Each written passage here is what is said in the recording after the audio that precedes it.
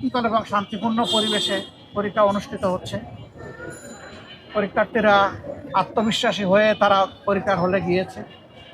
আমরা তাদের জন্য দোয়া করেছি, আল্লাহ যাতে সুস্থতার সাথে তাদেরকে পরীক্ষা দেওয়ার সুযোগ দেন এবং তারা যেন কাঙ্ক্ষিত ফলাফল লাভ করতে পারে।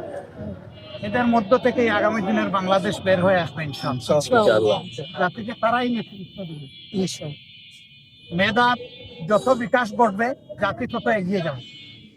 আগামীতে আমরা আর রাজনীতিকে প্রাধান্য দিয়ে সরকার পরিচালিত হোক, দেশ পরিচালিত হোক, এটা চাই না। আমরা চাই মেধাকে প্রাধান্য দিয়ে। এটা জুলাই আন্দোলনের অন্যতম দাবি ছিল, প্রধান দাবি। আমরা সেই মেধাবীদের ম্যাচ দেখে এসেছি। আল্লাহ তাআলা তাদেরকে সাহায্য করুন, পরীক্ষার সহজ হোক তাদের জন্য এবং কাঙ্ক্ষিত সফলতা তারা পায়। আর নিজেদের সন্তানদের জন্য যারা কষ্ট করে, মায়েরা, বাবারা, গার্জিয়ানরা, তারা সর্বক্ষণ তাদেরকে সাহায্য দিচ্ছেন, তাদের প্রতি আমাদের ভালোবাসা থাকলো, শ্রদ্ধা থাকলো, দোয়া থাকলো। আমার জন্য দোয়া, আপনাদের জন্য দোয়া। একটা বিষয় একটু জানতে চাই, এর বাইরে শিক্ষার্থীদের বিষয়। আমরা দেখলাম চট্টগ্রামের ঘটনা এক ধরনের আধিপত্য বিস্তারের চেষ্টা করা হয়েছে, শক্তি প্রদর্শন করা হয়েছে।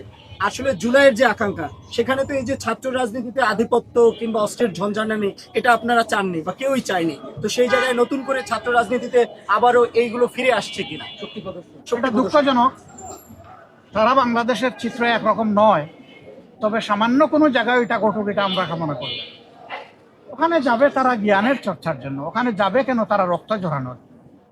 এই রক্ত যারই জোরক, সে তো আমারই সন্তান। আমি দেখতে চাই না যে ও কোন দলের। যারই রক্ত জ্বলবে, এটা দুঃখজনক। মা বাপ কাউকে রক্ত ঝরানোর জন্য ওখানে মানুষ হওয়ার জন্য পাঠিয়েছে। তো সেই মানুষ হওয়ার আঙ্গিনায় ও মানুষের কাজ কেউ করুক, এটা আমরা নিন্দা জানাই, আমরা এটা চাই না। এই ব্যাপারে আমরা ভোকাল থাকবো, এই ব্যাপারে আমাদের যা করার আমরা করবো। ধন্যবাদ।